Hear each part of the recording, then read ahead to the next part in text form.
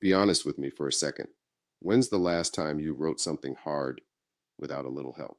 Did the math in your head? Remembered a phone number? Got somewhere new without the blue dot? Everybody's arguing about whether AI is going to take their job. I want to talk about something nobody's putting on a thumbnail because you can't see it happening. And that's exactly why it's dangerous. Experienced doctors, expert surgeons, lost about 20% of their skill at spotting precancer on their own after just a few months of leaning on AI. Not students, career experts. If it can happen to them, it's already happening to you. There's a name for it now. They call it cognitive debt. And by the end of this, I'll show you the exact skill you're quietly handing over and the four-move way to keep it. Let's get into it. Quick lay of the land, because the timing here matters. Right now, the whole working world is racing to hand the machine more of the thinking, not less. 1. The agent wave. We've gone from chatbots that answer questions to agents that run the whole task. Gartner says AI agents will be built into about 40% of business software by the end of this year, up from basically 5 a year ago. 2. The twist nobody expected. All that spending, the receipts are shaky. MIT found 95% of company AI projects showed no real return. Trillions spent. Fewer than a third can prove it paid off.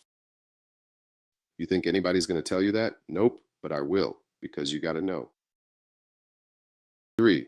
So while the boardroom argues about the money, almost nobody's measuring the other bill. Not the dollars, the skills. What happens to a brain that stops doing the hard part? That's the story I couldn't stop thinking about. Everybody's watching the wallet. I want to watch the mind. Because here's the promise that got us all to open the door. Rewind a couple years. The pitch was irresistible. And honestly, I said yes too. Let the machine draft the email, summarize the meeting, write the code, do the math, find the answer before you've even finished the question. It works. And it works. That's the seduction. You feel faster. You feel smarter. You get more done before lunch than you used to do all day. So wait. So we all made a quiet little deal without ever saying it out loud.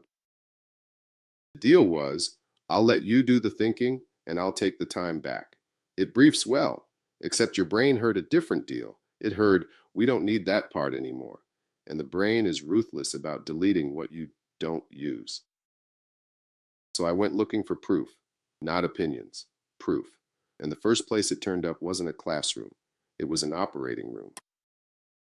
Poland, 4 medical centers, 19 of their most experienced doctors. Each had done thousands of these procedures. They brought in an AI that highlights precancerous growths right on the screen. Smart tool. It helped. Detection went up. Then the researchers did something clever. They measured how those same doctors performed when the AI was switched off. Just them, and the skill they'd spent 20 years building. Their ability to catch cancer without the machine dropped from about 28% down to 22, roughly a fifth of their skill gone in a matter of months. Read that again. These are experts. The study authors basically said, we expected maybe a tiny effect. We did not expect this. They called it a genuine change in behavior. Use it or lose it isn't a slogan. It's biology. So if a few months of help can sand down their edge, what's 8 hours a day of autocommute doing to the rest of us? That's the outside of the skull. I wanted to see the inside.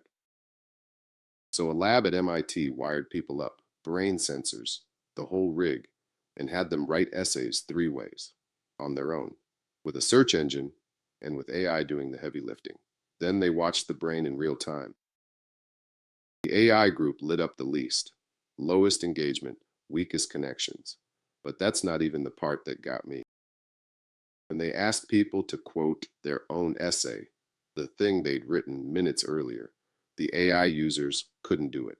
They didn't remember it, because on some level, they never really made it. 2 teachers who graded the essays had one word for them: soulless, and the writers themselves said it felt the least like theirs. Okay, I want you in this one. Be honest, nobody's watching. Something you made with AI this week, an email, a report, a slide. Could you explain it right now, out loud, without opening it? Lock in your answer. Yes or not really. Hold on to that. Because here's the trap. It's not that AI is dumb. It's the opposite. It's so good it lets you skip the one part that was building you. And skipping it feels like winning. So here's the answer I promised. The skill you're losing isn't typing or spelling or even facts. It's the big one. It's judgment. The muscle that struggles, gets it wrong, tries again, and in the struggle gets strong. AI removes the struggle, and the struggle was the whole point. And now the part that turns this from a you problem into an everybody problem. This isn't a couple of nervous professors. The people running the companies are already watching it happen. Half of senior executives say they already see AI deskilling in their own workforce. More than 60% call it a serious threat within 3 to 5 years. And it's not one report. The 2026 International AI Safety Report, 30 countries deep, flagged the same thing. Handing off our thinking may be eroding critical thinking and memory across the board. Now, think about how anybody gets good at anything: the grunt work, the junior years, the reps nobody sees. That's where judgment gets built. And we're handing all the grunt work to the machine. More than half of senior software developers say AI is already making the junior role less relevant, so the young people coming up never do the reps. That's the time bomb. If nobody builds the skill on the way up, in 10 years there are no experts left to catch what the machine gets wrong. We're not just spending our own credit, we're borrowing against the next generations. And the bill always comes due. And if you want to see where this road ends, don't look at an office, look at a cockpit. Aviation learned this the hard way. Pilots leaned so hard on autopilot, their hand flying skills faded, until regulators had to tell them to switch it off and just fly, to keep the instinct alive. They've got a name for it: automation complacency. The more reliable the machine, the less the human watches, right up until the moment the machine can't cope, and a rusty human has to. You already live a tiny version of this. GPS, it's a miracle. It's also why a lot of us can't navigate our own city anymore. Drivers leaning on turn by turn remember less about the route they just drove. The map moved from your head to your phone. Now scale that from directions to decisions. The read on a customer, the gut feeling that a number's wrong. That's the map we're quietly outsourcing now. And companies are doing it out loud. Salesforce shrank its customer support team from about 9,000 people to 5,000. The CEO's own words: I need less heads, handing half the work to AI agent. Here's the knot. When that agent gets it wrong, who catches it? A human. But fewer than one company in 100 is actually ready to govern these systems. We're pulling out the expert and the safety net in the same move. Now, let me be fair. I don't do hype on this channel. We've offloaded before and survived. Calculators didn't end math. Spell check didn't end writing. Every generation hands something to a machine. But there's a difference this time, and it matters. A calculator took the arithmetic, it never took the reasoning. This is the first tool that offers to do the thinking itself. That's a different thing to hand away. So let's connect it all: the surgeons, the brain scans, the missing juniors. Because underneath it, there's one human truth, and it's the reason this channel exists. Every workplace races to measure the easy stuff: speed, volume, output, all of it, up and to the right. So on paper, everyone's a genius now. But what made you valuable was never the speed. It was the 40% you can't put on a dashboard: the judgment, the memory, the read on a problem with no template. And that's the inside the work thing, right here. There's the story your boss can see. The report came in faster, and the story you're actually living, you're not sure you could have written it yourself anymore. Output went up the same quarter, understanding went down. Nobody connects the two. Now, the hopeful part, and it's real, it's not the tool, it's the how. Used like a tutor, where you argue back, you test yourself, you make it defend its answer. AI actually makes people sharper. The debt only comes from passively taking the easy way every single time. That's the whole thing. AI didn't make us dumber. It made thinking optional, and the brain quietly takes the discount.